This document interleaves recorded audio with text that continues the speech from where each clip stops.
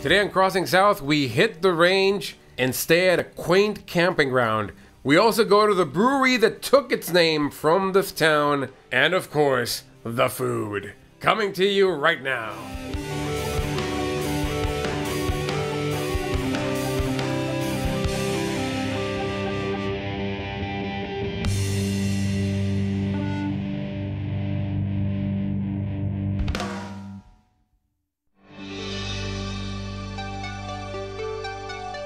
No, folks, this ain't Kansas. This is Tecate.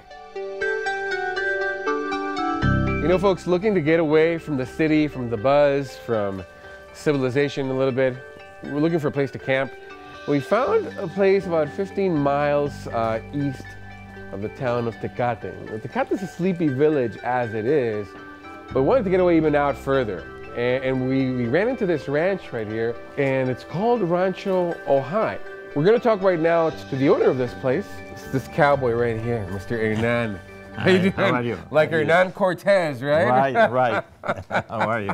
How you doing, my friend? Welcome to the Rancho Ojai. Oh, thank you, Hernan. So, how long have you been here, Hernan, in this ranch? Well, I got this ranch since about 26 years ago. 26 years ago. Yeah, we were raising cattle.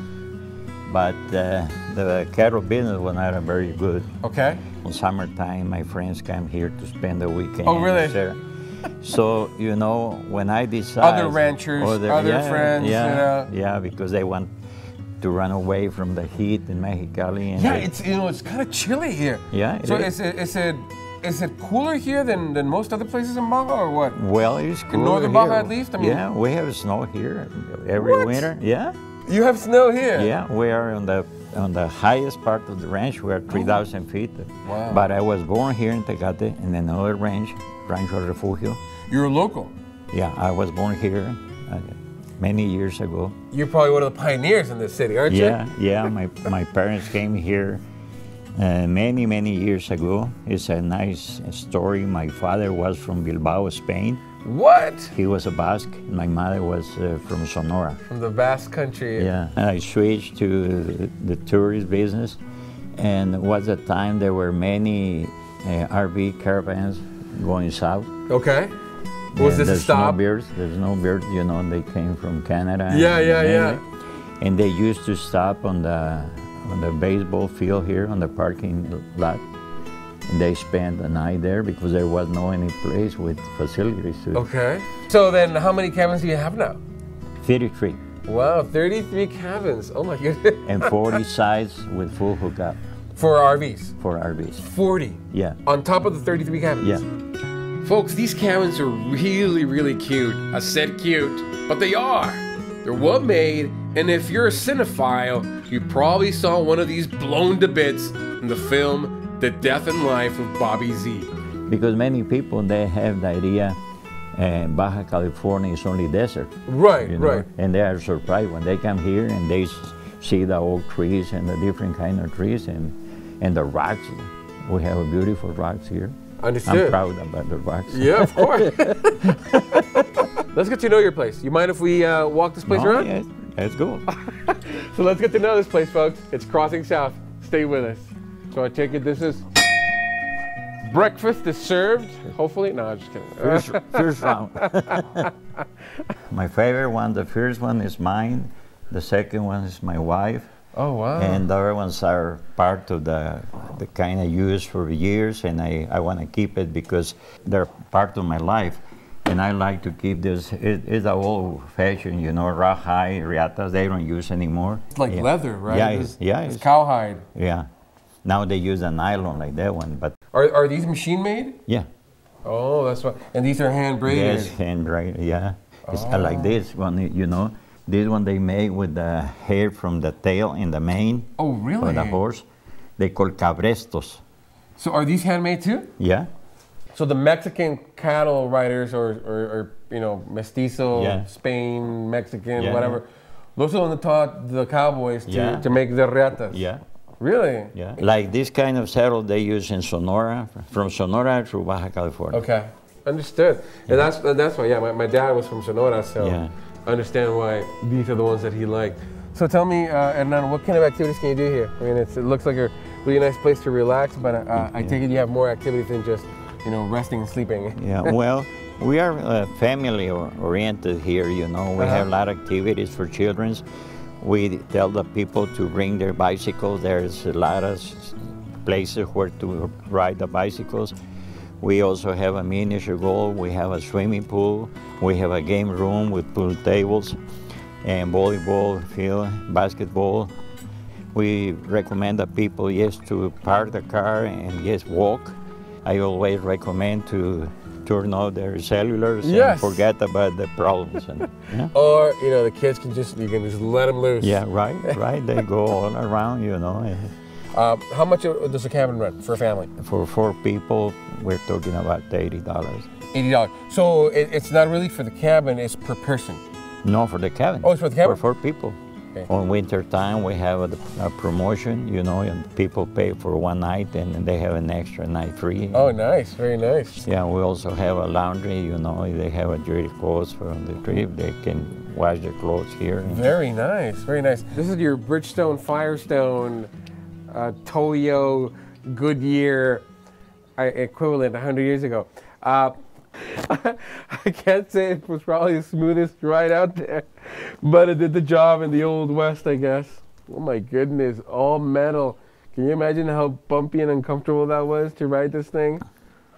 But it does have some suspension, you know? So Tecate Gear Company, that's the one.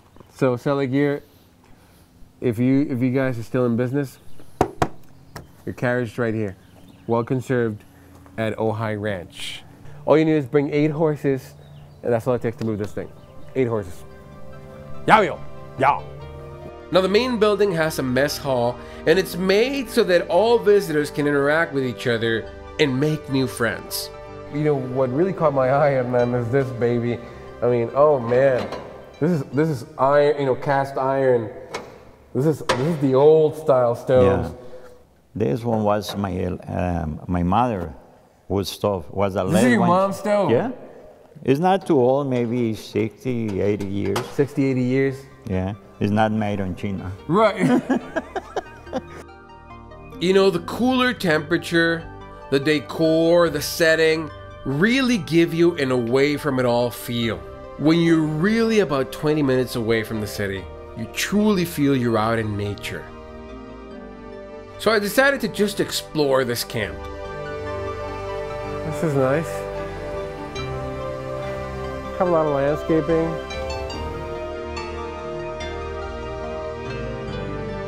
You know, the air's thin, but it's fresh. It kind of emboldens you to do physical activity.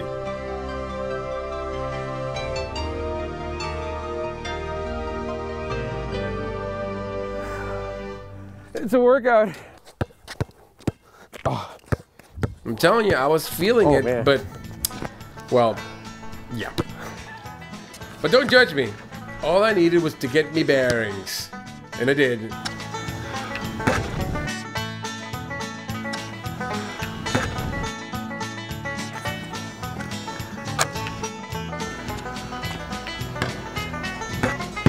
Yeah, this camp's pretty cool and all, but it's got a miniature golf course.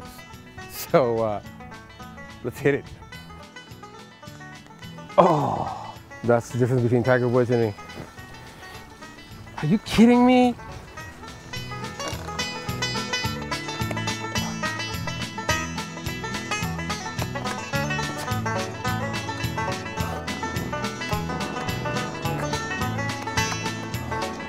It will not beat me.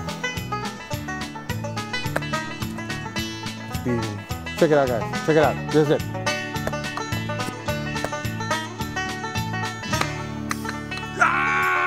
I got it!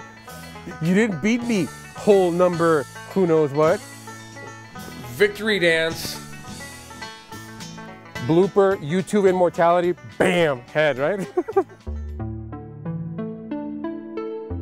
They also have this nice little game room with a foosball table and a bunch of pool tables, pool, billiards, whatever you want to call it. Oh, that's good. Okay.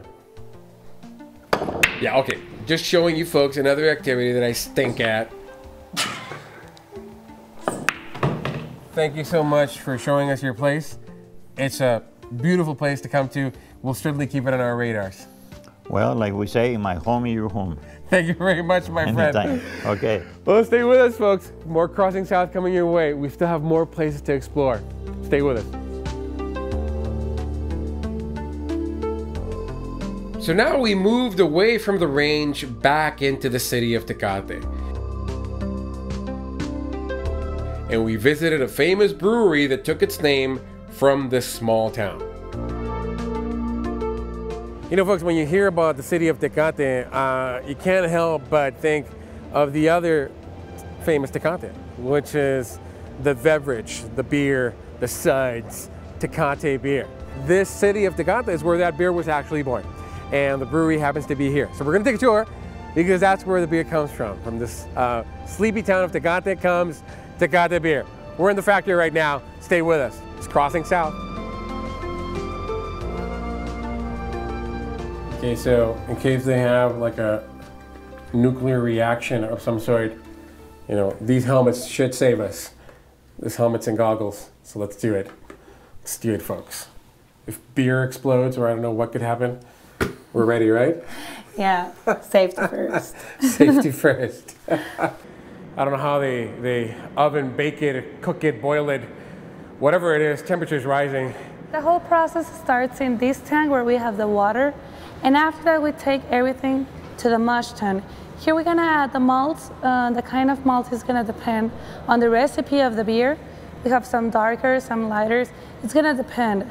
Okay, so after we add the malt is gonna give all the flavor and the color to the beer. And after that, we're gonna take everything to the lauter. This one, it's like a giant extractor. We split all the liquids from the solid, and the liquid continue in the brewing process. Is this really hot? Yeah. Okay. I recommend not to touch it. Recommend not touching anything. And the solid part, it sends to those tanks over there, and we sell it to the farmers. Cattle feed. Yeah. Very nice. From this brewery, we send 50% of our production to Mexico. It stays in the country, to the northwest side. And the other 50% we send it for exportation to the west side of the United States and also to Ontario in Canada. Oh, really? Okay. Yeah. What about the rest of the world? Which brewery? We have other 5 breweries in Mexico, in different states, and each one send their products to other countries or to other states of Mexico. Here we have, these ones are the malts, and these ones are the hops. These ones give color and flavor, and these ones aroma and bitter. Wow. This one,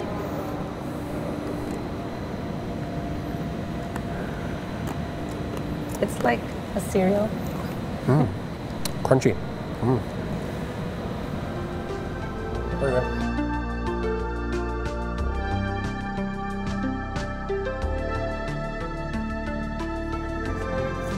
This was cast in Cincinnati, Ohio. Yeah. The iron cast, right? Yeah, right. Can I open it? No, it doesn't open. Oh, it doesn't? No. Okay. First generation, you have to use a can opener. Yeah, I remember those. I actually remember those. It lowers the temperature of the mosto, of the beer, from 140 Celsius to 10 or 12 Celsius. And we send it to the fermentation tanks in front of us. And there it's going to stay from 7 to 9 days. The first stage is the conversion of sugars to alcohol. This is cool. Yeah, it's really cool. It's part of the process. Oh, very nice. Tecate is an old beer. You know, they're now part of a larger beer conglomerate. Since they were bought, acquired, merged a while back, now multiple brands are under the umbrella of the main Mexican corporation that owns Tecate, and it itself has been bought by Dutch beer maker Heineken. So there you go. You know, every Mexican beer that's drank, the money goes to the Dutch. It's what we call a corporate Dutch sandwich. So these ones are the ones you send to college campuses, right? Yeah. All these ones? And to stadiums and bars. And in Raiders of the Lost Ark, Indiana Jones, you know, at the end, that warehouse where they put the Ark of the Covenant, it's just like that, but all kegs. So it's that big. Okay. Wow, 1,600 cans per minute. I just don't like beer from a can. Sorry. But bottles, okay, how many bottles per minute? 750. It's less, you see? Quality is less. And put them on. What? What? That's great. And I'll Okay, so you know this is not your artisan beer. This is most definitely commercial beer. I mean, the machines are pumping out some serious quantities here. But you know what? It's good beer. In my case, you know, when it's a hot summer day on the beach, honestly, at that moment, I do not want an artisan beer. I reach for a cold one, and the cold one I want is one of these. However, if it's cold, if I'm eating a fancy meal, then that's when I reach for a snobby hipster beer.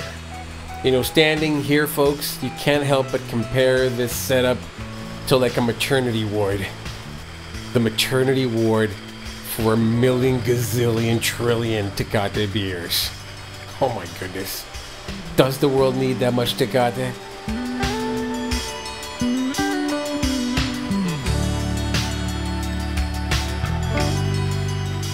So, you know, everything has its place, and so does this beer. You know, I just need to inspect if they're authentic. So this is your Tecate.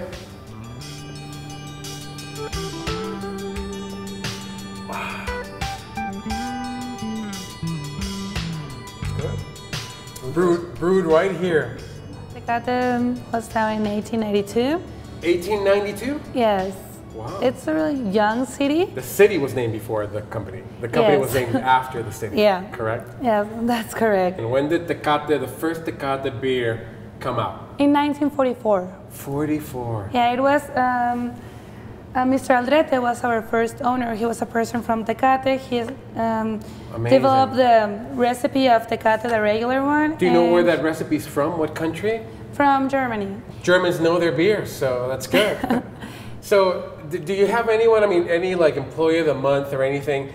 Can they like lay down here face up and just pull that thing over their mouth? No. No? You sure? Okay, folks, so that is the Tecate tour. Barbara here is kind enough to give us a little doggy bag, if you know what I mean. So thank you so much to Barbara. We thank you so much for the tour, okay? Oh, thanks to you. And stay with us, folks. It's Crossing South, though. There's more to come.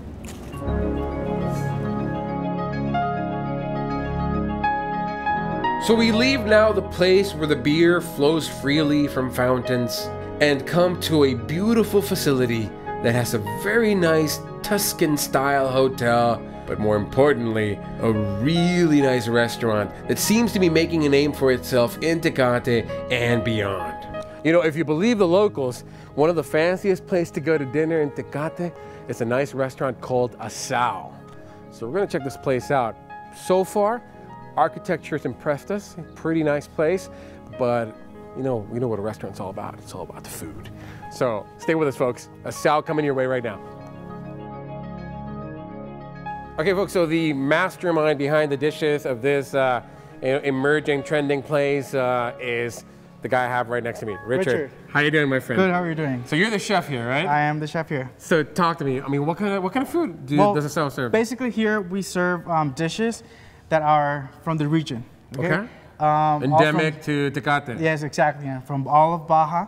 And we add a Mexican touch to all of our dishes. For example, fish that's only from here in Baja. Oh, really? Like yes. what fish would that be? Tilapia. Tilapia. Yes. That's typical of the coasts of Baja? Right here in Baja, yes. For example, some of the shrimp is from Sea of Cortez. Oh, really? Yes. Oh, nice, nice, nice. What about the name Asao? What does that mean? Asao, well, here in town and all over the region, there used to be this native tribes, okay, the Kumiai, and Asao in the native language of them is food. Really? Yes, and so that is why we went ahead and put Asao. Literally means food. Literally, oh, yes. that's creative. Very nice. People keep telling us, you want to go to a nice fancy dinner, you go to Asao. Well, why is that? We have very good food, okay, but our main specialty is the service. The hospitality that we have here. It's not only the restaurant here at Asao, we have a convention center and we have a hotel. Okay. So which came first out of the three things that you have? The restaurant. Yes. It's not that I don't believe that your stuff is good, but you know that. We're going to go ahead and try some. You know that I got to try some of that stuff, right? We're going to go ahead and try some of our best dishes. Well, folks, we keep hearing it. I mean, I'm not kidding. You know, we came here because people keep telling us about this place. So we'll see if it's true. We'll see if your stuff is true. Okay, looking forward to it. Stay with us, folks. Crossing South coming your way. No kidding, folks. This place is snazzy, colorful. In fact, this ornament is a potpourri of decorations from multiple states in Mexico.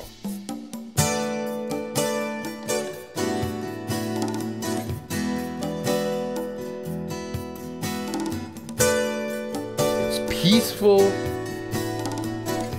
and it comes with a great view.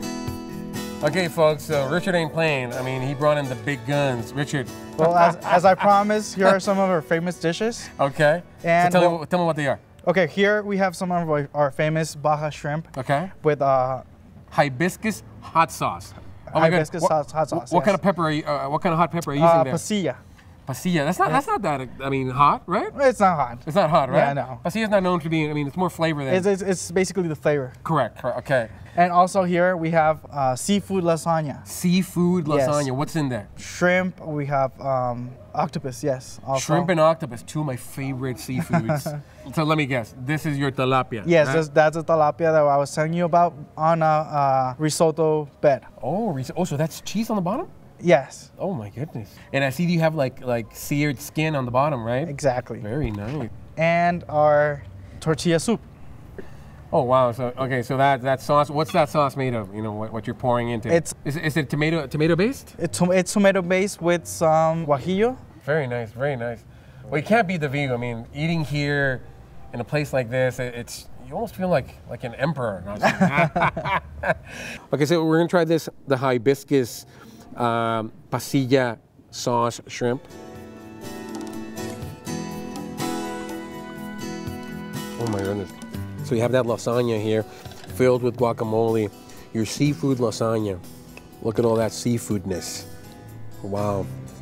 Octopus, shrimp, that just looks scrumptious. You add some of this cheese, dried cheese and guacamole. Holy cow. You know, folks, I would like to take a normal human bite, but this just merits it. Wow.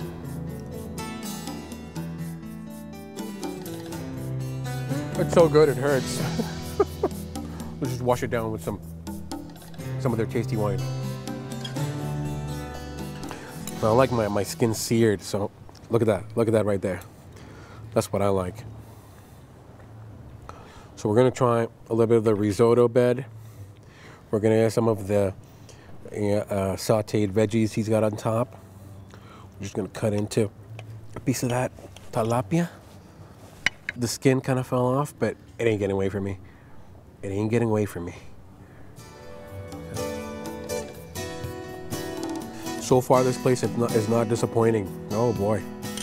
So this is a very creative incarnation of the tortilla soup, a very Mexican dish, but I have to say that they got creative. Phenomenal sopa de tortilla, I have to say. Well, you get what you pay for, folks. It's a fancy restaurant, and you know they put great care in their food, and I can taste it. I can taste the care and the love they have in their food. So you appreciate your customers, you give them the good stuff, they'll keep coming back, and that's probably the reason why they recommended it to us. Well, thank you very much, my friend. Oh, thank you. We appreciate your hospitality. Well, thank you very much. And folks, it's one of the many things you can do when you cross south. So we hope you enjoyed the show, and we'll see you next time. You take care, folks.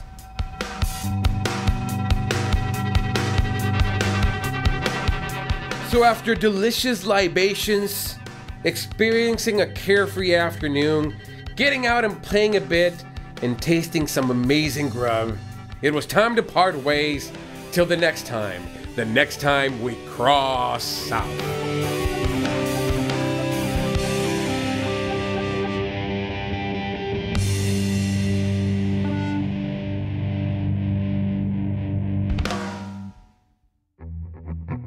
You can find maps and information about the places you just saw, or you may order a copy of this program on DVD at CrossingSouth.com. We also do Facebook.